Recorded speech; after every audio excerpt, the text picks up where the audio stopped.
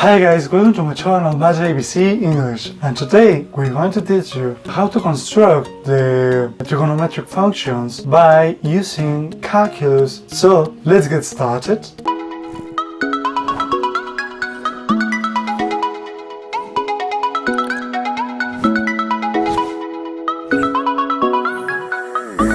So for that guys, we need to have a notion about integrals on derivatives and etc. So we are doing this because a subscriber from Colombia sent us that we need to do a video for that. But making this video, we need to have a basis to work on. So for that guys, we are doing this series of videos.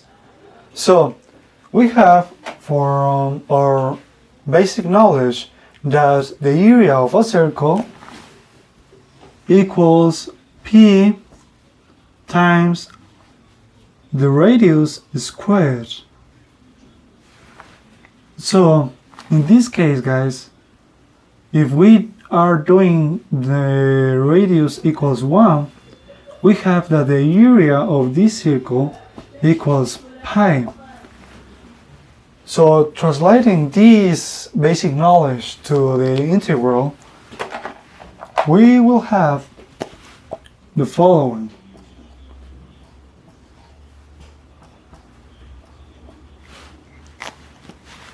If we only take the positive of when y is greater or equal than 0, we will have that this is a semicircle, and for that guys, we need to define this number pi. So pi equals, we know that by analytic geometry that this expression equals x squared plus y squared equals 1 squared. So for that, we need to pass from the other side y, and we have that this is 1 minus x squared, and this is a power we need to pass it from the other side by this form.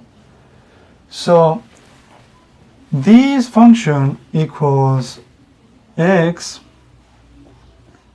and in the other is square root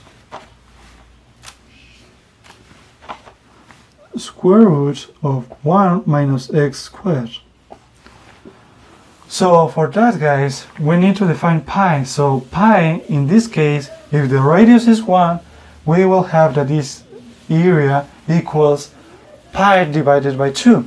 So pi equals 2 times the integral from -1 to 1 of the square root of 1 minus x squared dx. So here guys, we need to make a note, because this is not merely an aesthetic argument, because we need to define sine of x and cosine of x on the following expression.